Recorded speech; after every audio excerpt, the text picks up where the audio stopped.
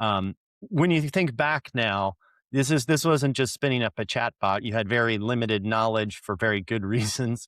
What did you kind of underestimate kind of going in that really kind of consumed more effort or time? Was it the kind of that training to be more human aspect of it? Yeah, I think the training for sure, which we've already mentioned. I think the unpredictability of the bugs that appeared on the platform as well. Like there was one particular bug that appeared literally the day we started doing our pilots in field work, which is the avatar. So let's imagine it's like a real doctor talking to a patient avatar. There was this like completely novel bug where the patient avatar wouldn't answer the question that had just been asked of it. It would answer the question before that question, which just made the conversation. It was like a really weird, like experimental style of conversation, which just made absolutely no sense. Fortunately, our doctors sort of, you know, they came through and they persisted with it. But it would be as if I ignored your question just now and I just answered the question that you had asked Katie before or something. So yeah, the unpredictability of bugs that came up, like that one, we sort of just had to deal with. It sometimes came up, sometimes went away, and then after the first week of field work, it never came back. So I was like, okay. So yeah, that could be quite time consuming for sure. I think some of also a bug, but like the interruption in the conversation was quite tricky as well.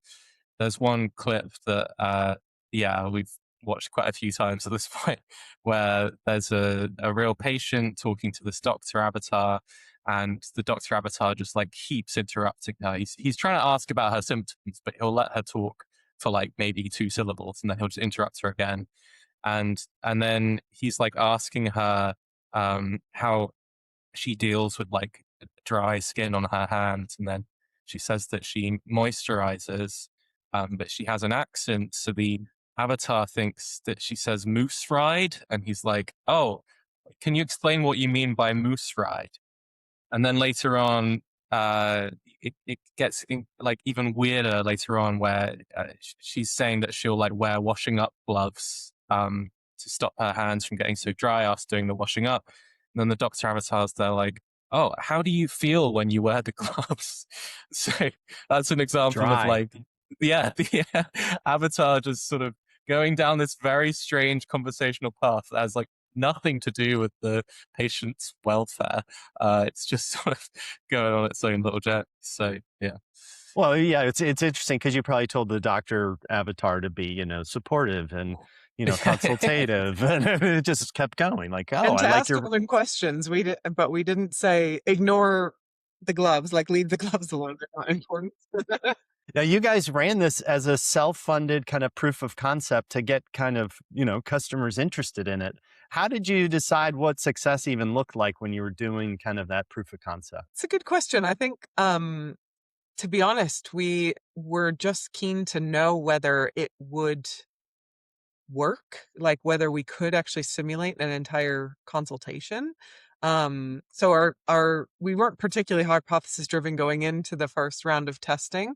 Um, but as the fieldwork evolved and as we went on and were using it more and more in interviews, we were much more be able to be much more specific about what needed to happen in order for this to be successful. So weeding out some of those bugs that can really like derail a simulated consultation, to make it so that we're actually getting sufficient information about the real world person who's interacting with the AI avatar, to be able to kind of learn something about what's transpiring in these consultations. So I think going into it, we were like, is this even possible?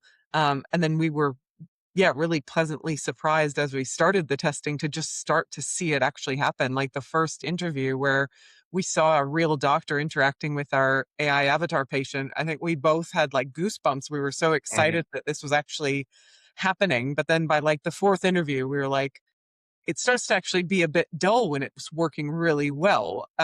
So we started to That's have kind of great. higher standards about like, is this working so well that we could actually roll this out and use this with clients and use it successfully? And deal with the pressure of a real world study with real clients and their stakeholders watching these simulated interactions taking place and them being smooth enough that we would be confident for a client to put it in front of to pay money for it and put it in front of their internal teams.